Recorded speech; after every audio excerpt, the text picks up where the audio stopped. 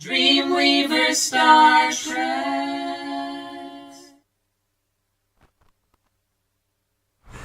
Hey storytellers, how you doing out there? Hi everyone! This is Corinne, our host. And this is Ren, our host, and you are watching DreamWeavers StarTrax on WCOBM Las Vegas.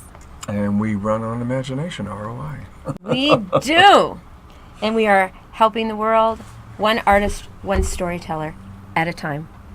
With stories, and boy do we have a story today. Oh, today we've got quite the story. It's a little bit different than normal. Yeah. Yeah, we're actually going to go back to the history of something a little over 400 years ago. And we have with us today a young lady called Fawn Douglas. Part She's of the so beautiful, you Paiute guys. Nation. And she was up at Standing Rock. She is an artist, and she is an activist as well as a mom. And a dancer. It's not like there's not a lot to do. I mean, any of those by themselves is busyness. So she's an amazing human being, and we're going to have some insight into what's going on. And some of the things we'll be discussing is which hopefully next year Nevada will be having Indigenous Day, which is, I think, is kind of good. Indigenous Peoples Day. Right, and we're going to work on busting over some myths. I love it. Yeah, and talking about the beauty of Indigenous people, their culture, yes, their art, and how we feel, and many of you out there feel, as we have seen for the support for Standing Rock, how they have been marginalized, not supported, not respected, and ripped off and murdered. And I ain't playing. No. So we're going to talk to Fawn about that, and we're going to talk everything beautiful about beautiful Miss Fawn and the Paiute Nation and Indigenous peoples in general. And we want you to hang in there. And if you have any questions or comments, please chat in live or text 702-324-6065, because we feel this one is more time before. 702-324. I have to use two hands. She does now. this with me all the time. 6065. And ask, talk to Fawn, or we love your comments, because we feel this is a very, very, very important show. As you see, we're kind of like veering off to our normal format, the way we do it. But it is a story, and an important one to be told. It is So we're going to be dealing with that as we come along. And it's going to be interesting to see and hear a different point of view, because to be honest, I grew up around the world. Like I said, 17, some of you know, about 17 schools around the world by the time I was in 10th grade. I heard some different history growing up that was put out over here. Oh, yeah. Yeah. Christopher Columbus, what? Really? The Pilgrims. Thank you. Yes. Yeah, we're going to... And something they don't know about you is you are part... Oh, I can't prove it.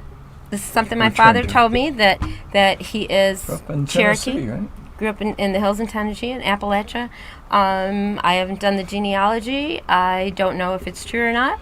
I don't have any. We're trying to find out. Don't have any family that I can even ask, but I've always identified with that. So whether I am in blood or if I am in spirit, I don't know. But I don't like marginalization or abuse or genocide of anybody, even animals, people. Those of you that know me and know Ren know that we've been vegetarian, vegan for years, and now we're raw vegan, and boy, can I make cool food. And so we're going to talk about something that each of us see each day of our lives. How we use language to destroy cultures and people. And be honest, let me be clear with you. We're in the year 2016, not counting the thousands of years before that. And we're using language to marginalize people by labeling them, giving a sound to a visual. It's just language, and we're making it so real, and we've made laws about it and everything. You know, being marginalized isn't a problem unless, of course, you're the one being marginalized. And so we'll be talking a little bit about that. And remember, people, it's first a thought, then you talk about it, and then it's the action. Watch your brain. All right. We'll be back in a few moments. Watch closely. Here we go. DreamWeavers StarTrax. DreamWeavers, StarTrax. DreamWeavers, StarTrax. DreamWeavers, StarTrax. DreamWeavers, StarTrax. DreamWeavers, StarTrax. DreamWeavers, StarTrax.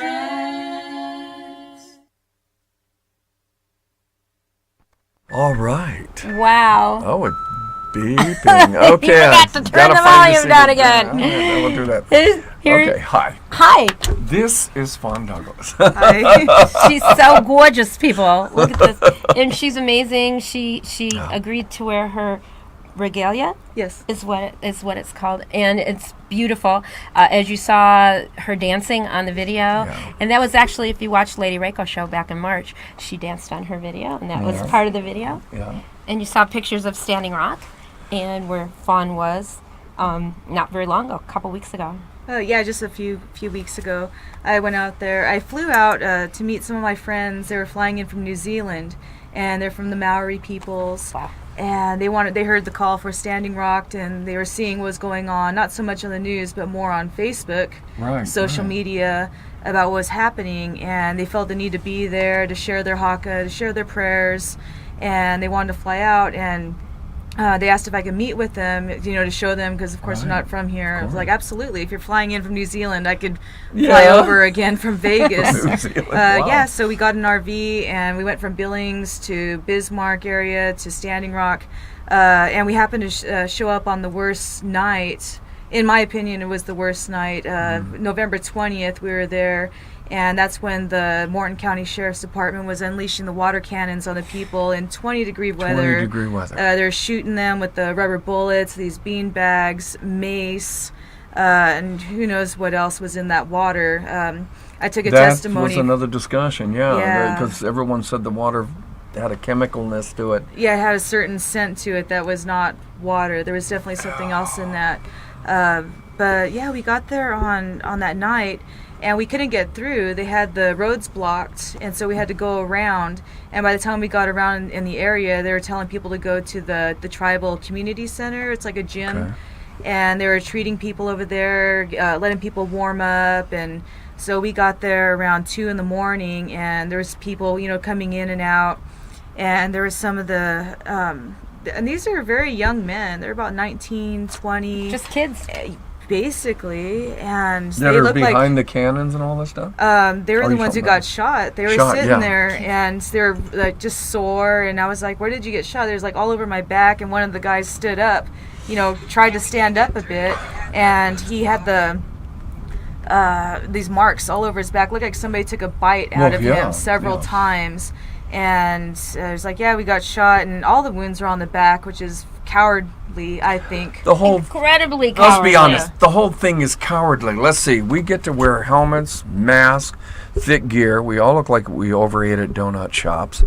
And, we're bored to death, and we just can't wait to let our testosterone show the men we are by shooting young people, kids, and women, and spraying them with water with powerful force at 20 degrees, and shooting where they're blowing holes through Tupperware and stuff, and shooting people in the face.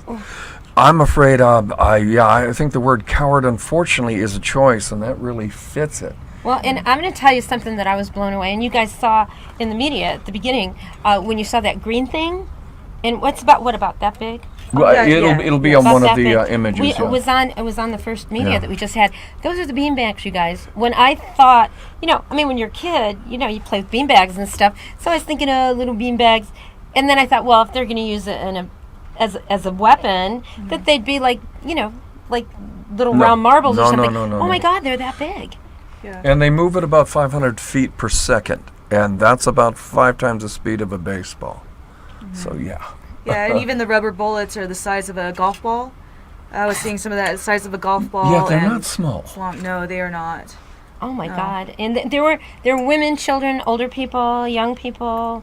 Yeah, one of the Unfound. elders went into cardiac arrest. I heard about The individual was revived, thank goodness. One girl, she lost her eye, her retina was detached. That's right. And we're going to go into more of that. We're going to come up here. We're going to take a look at some more footage here in a little bit. So watch closely. We will be back.